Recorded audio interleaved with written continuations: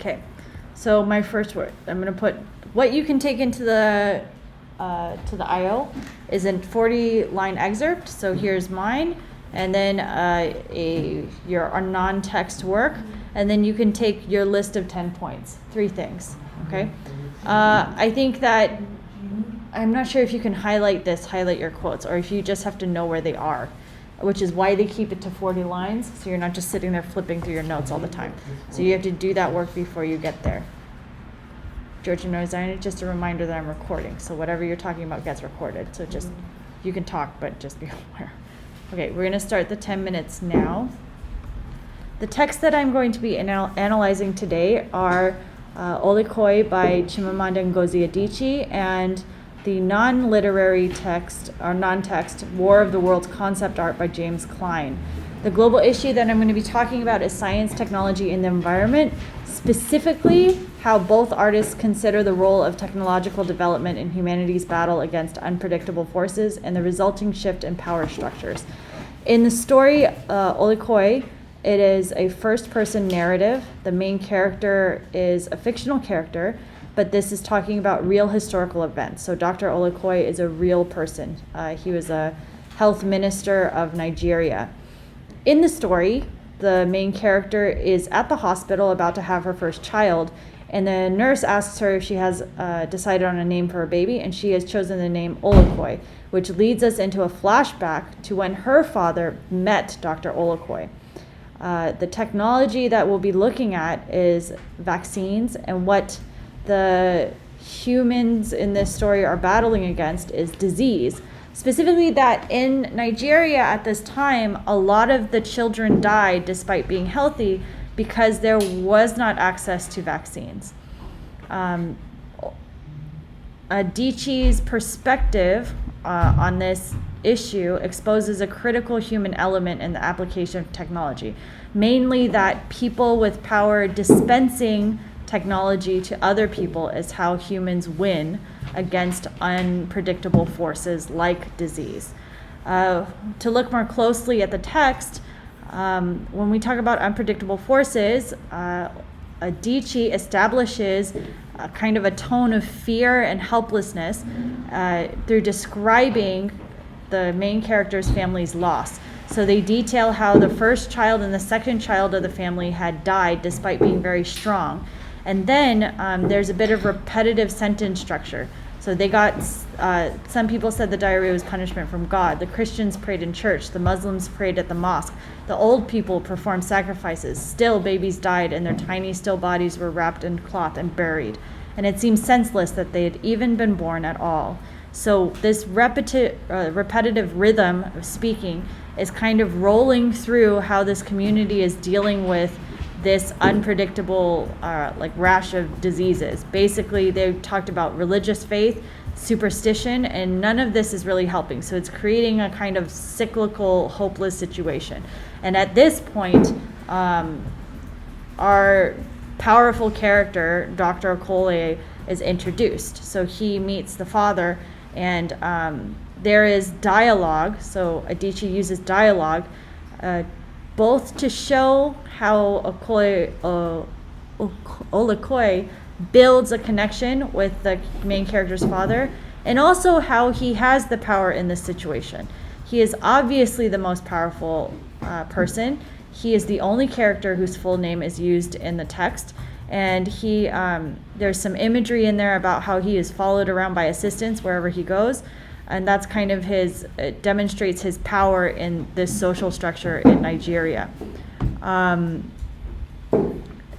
So then other examples of him having power is that in the dialogue he speaks first, and that the father in response has is heavy-tongued, which is a metaphor for he doesn't quite know what to say in response to this powerful person.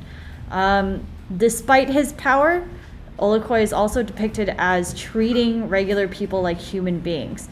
And that becomes a critical point in the story because he introduces this new technology, which is the vaccine, into this village that basically operates on superstition and not any specific scientific information.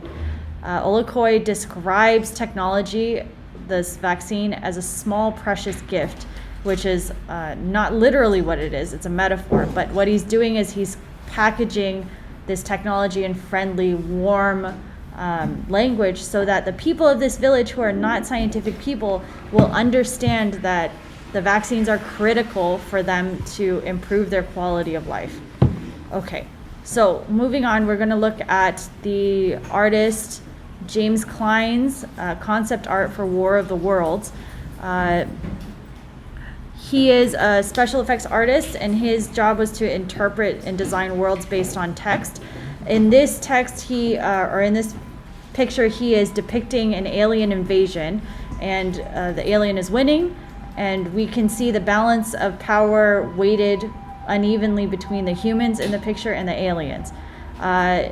Klein, it depicts a world in which humanity's technological development is powerless against external forces as a warning about our current human development, our current technological ability. We can see that there's a battle here. We know that it is against an organic creature, like a not a robot, but a creature, because the lines that he uses are curvy and organic. We can see structures that are reminiscent of exoskeletons or like things that we would see in nature. However, they're also really quite unnerving and disturbing. So there's some callbacks to natural creatures, but really this creature is both large in scale and very inhumane looking. It is not at all a mammal. If anything, it looks like an insect or like a bug, maybe a sea animal with legs. And we also see in the background, in terms of the technology, that the alien has like a searchlight that it's using, and it also has a number of limbs. And it seems to be using the light to search for the person that it's pulled out of the window, and I'm assuming that it's going to kill. I'm assuming that this person is about to die, because we see the characters in the foreground in front of the van, hiding behind the van. They're crouching in fear. So then for the human technology, we see very familiar things. So very old-fashioned cars. We see a license plate in the apartments, and the antennas on the top of the apartments are very of this time. So this is the not so distant future, which we can identify based on the technology. When we talk about the balance of power between the two subjects, we can see that clearly the humans are losing this battle. There is a soldier in the foreground on the bottom right, which we can identify based on the shading and the shape of the helmet on his head.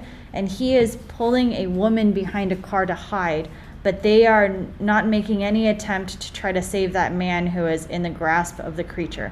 So then that implies not only that the humans in this situation are powerless, that they are also actively losing and dying. We can further that assumption based on the fact that this city is deserted. There's no one there. The cars are off. There's no one home. And the tone is further accentuated through the dead trees, the grayscale, and the general muted tones of anything that's not the creature. We are really supposed to see this creature as extremely powerful, and the humans in here as outmatched technologically.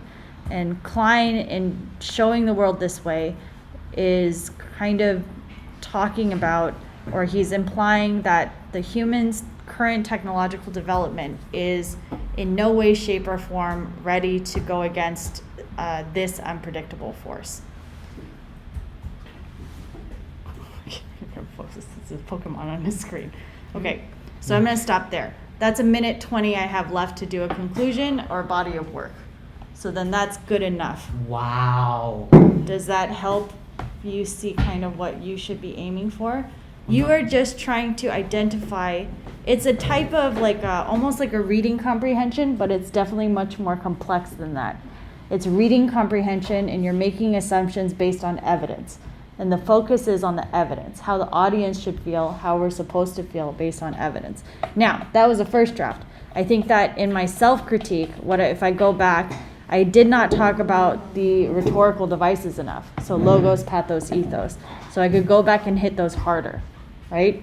I also was having trouble reading my notes. So then I think with the art part, I had less of a cohesive argument about what the author's message was at the end, right? So I would have to go back and find more proof. But that would be like a very strong first draft. Yeah? Okay. I'm going to stop the recording.